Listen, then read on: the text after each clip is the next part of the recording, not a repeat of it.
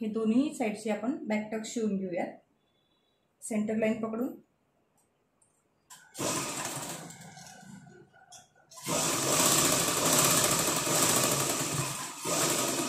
कुठलाही पॅटर्न करायच्या आधी आपण आधी टक्स शिवून घ्यायचे आणि मग पॅटर्न करायला घ्यायचा.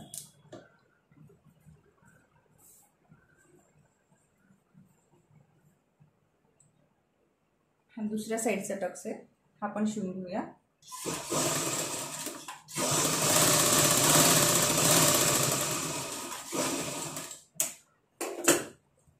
दोन्ही भागाचे टक्स झालेले आहेत.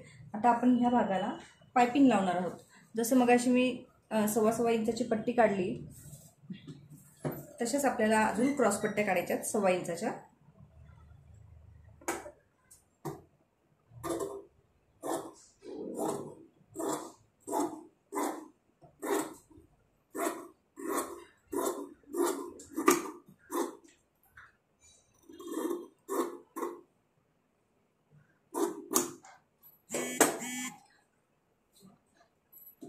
कुठल्याही ब्लाऊजला तुम्ही अशा पद्धतीने जर पायपिंग पट्टी जर लावली, गोल्डन किंवा सिल्वर, जसं तुमच्या ब्लाऊजमध्ये कलर असेल त्या पद्धतीने जर अशी पट्टीची पायपिंग केली तर त्याने छान गेटअप येतो. त्यामुळे प्रत्येक ब्लाऊजमध्ये पायपिंग करत जा. ही एक साईड मग सारखीच ही शिवून घेते मी.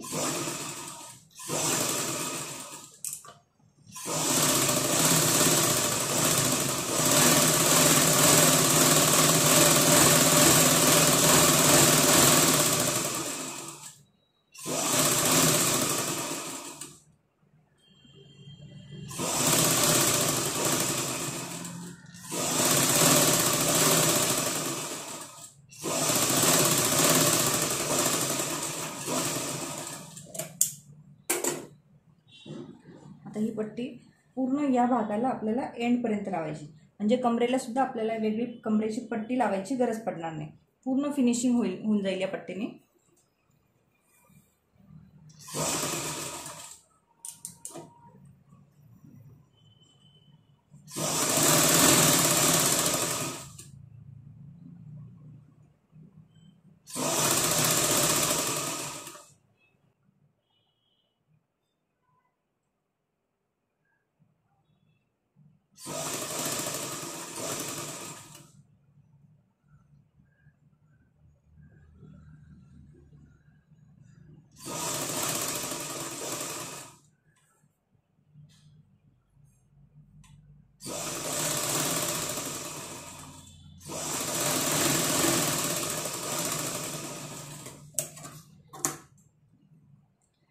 पूर्ण भागावर ही पट्टी लावून झाली आहे. आता आपण याला स्लॅश मारून घेऊ. थोड्या थोड्या अंतरावर स्लॅश मारायचे,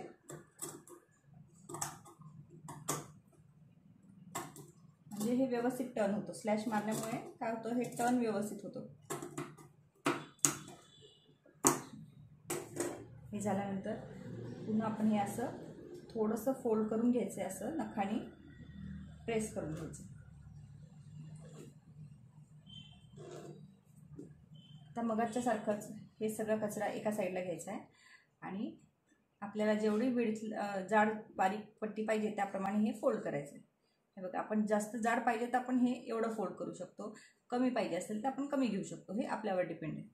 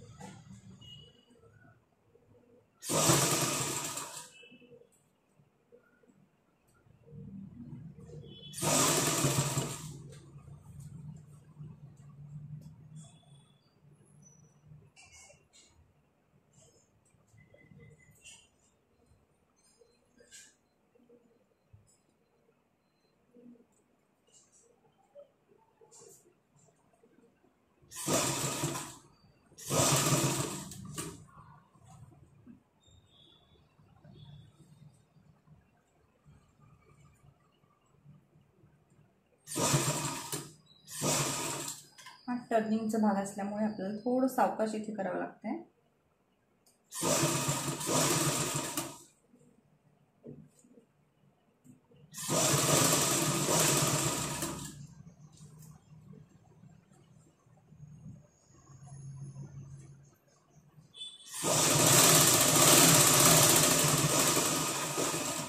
ती पायपिंग लावून झाली ना आपली.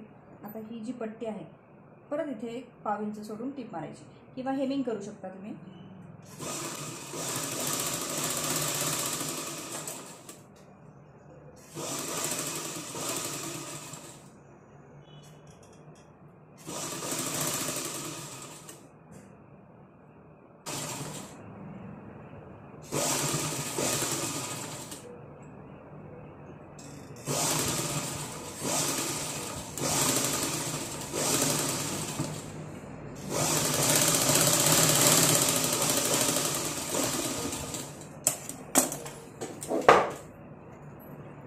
अशाच पद्धतीने आपण दुसऱ्या भागाचं पण पायपिंग लावून घेऊया.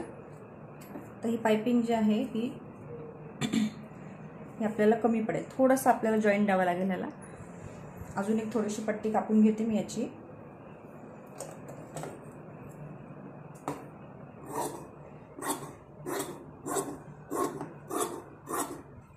पूर्णच पट्टी कापून घेते कारण आपल्याला स्लीव्जला पण लागणारच आहे.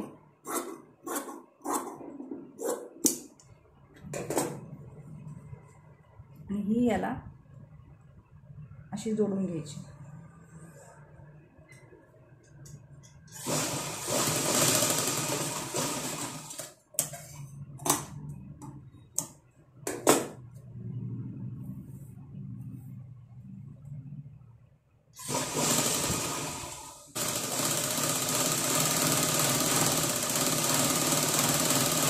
मोठी पट्टी झाली आपली तयार. या भागाला आपण लावून घेऊयात.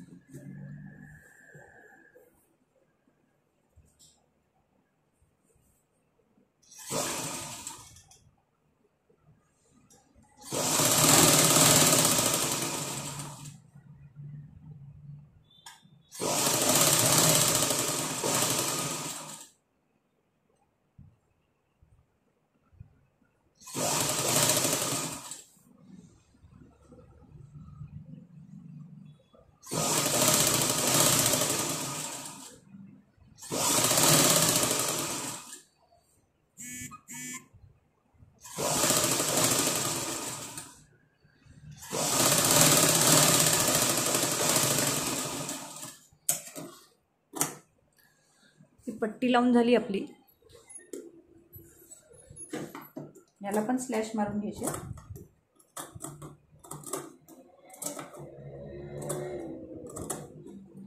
थोड्या थोड्या अंतरावर स्लॅश मारायचे आणि खूप डीप नाही मारायचे.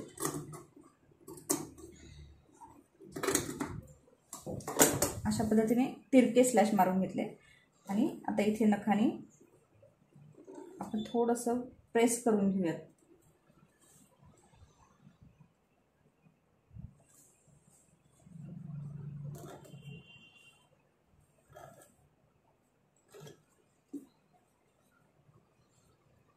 हे असं फोल्ड करून घ्यायचं आहे आणि ह्याच्या खाचेमध्ये टीप मारायची. हा झाला आपला मागचा भाग तयार. आता आपण याला हुक आणि आईची पट्टी लावणार आहोत. आता बघा हे दोनही भाग आपले तयार झालेले आहेत.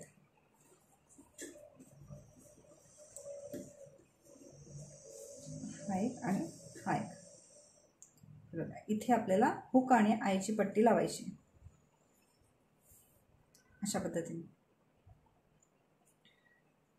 3 हुक्स बसतील अशी ही पट्टी इथे बसेल.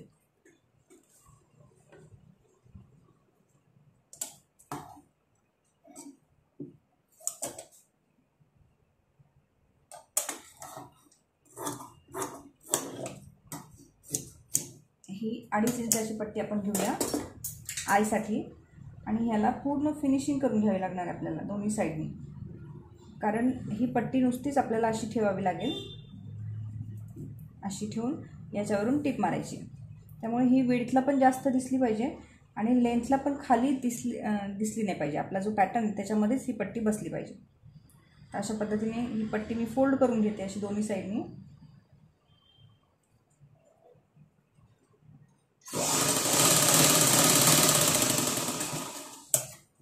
इकडची पण साईड फोल्ड करते. आता ही किती गरज आहे आपल्याला आधी एकदा बघून घेऊयात आपण. ही एवढीच पट्टी आपल्याला पाहिजे.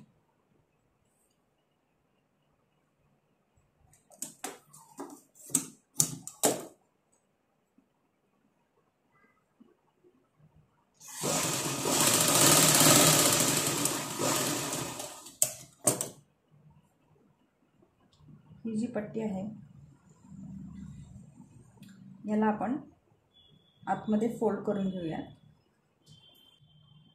इथून असं आणि इथून असं असं करून फोल्ड करून घ्यायचे. दोन्ही साईडला फोल्ड करून एक टिप मारून घ्यायची याला.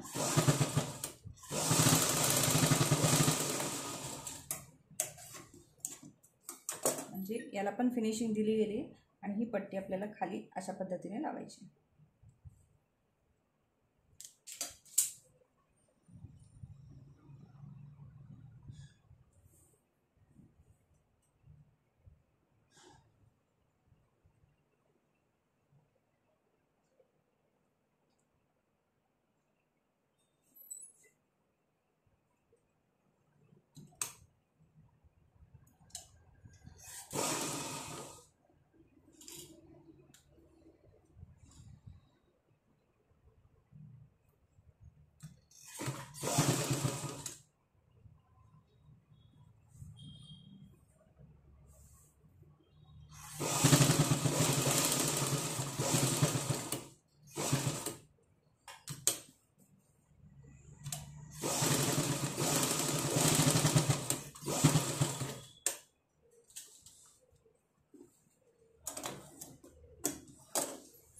ही झाली आईची पट्टी.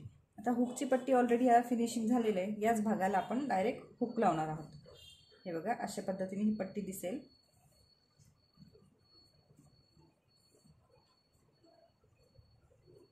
अशी हुक आणि आईची पट्टी आपली तयार झालेली आहे. आता आपण स्लीव्सचं पॅटर्न करायला घेऊयात. स्लीव्सची हा जो जॉईंट होता ही पट्टी पिन काढली मी त्याची आणि दोन साईडला जॉईंट द्यायचं. तर आपण ह्याला जॉईंट देऊन घेऊयात. हा एक पीस घेतला, त्याला ही अशी पट्टी अशा पद्धतीने जोडून घ्यायची.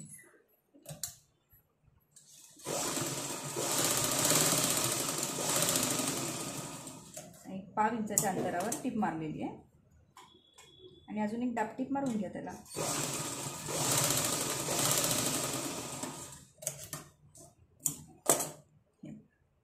हे एक्स्ट्रा राहिलेलं कापड कट करून टाकायचं.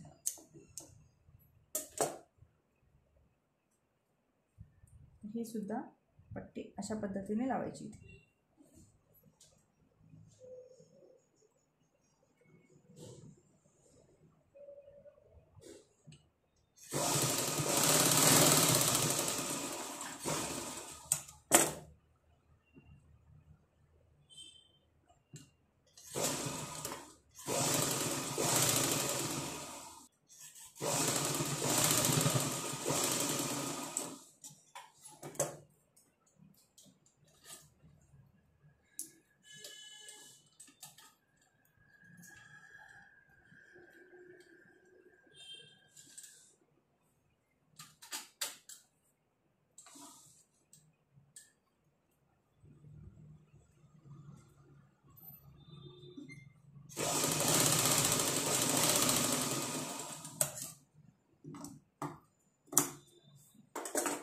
तर आपण ही स्लीव्ज ना पूर्णपणे चारी साईडला शिवून घेऊयात.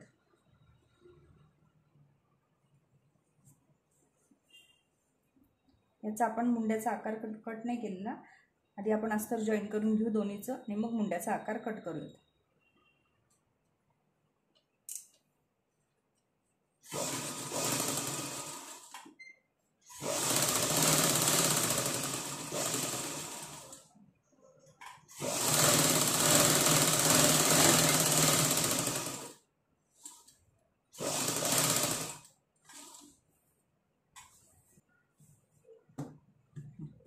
ह्याला अस्तर जॉईंट केलेलं आहे.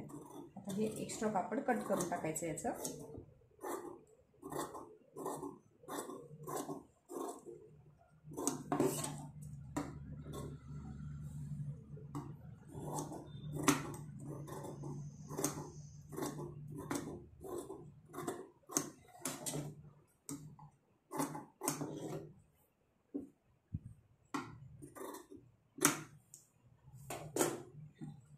असंच आपण दुसरी स्लीव्ज पण जोडून घेणार आहोत.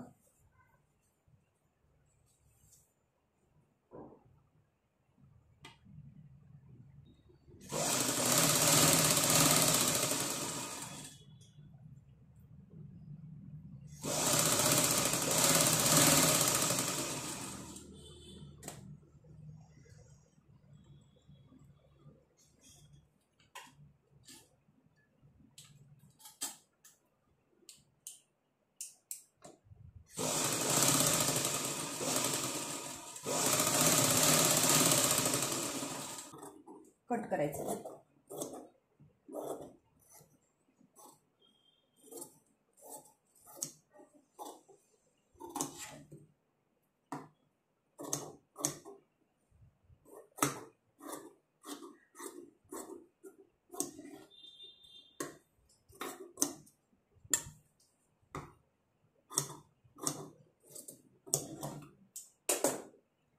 हे दोन्ही स्लीव्ज तयार आहेत आपले.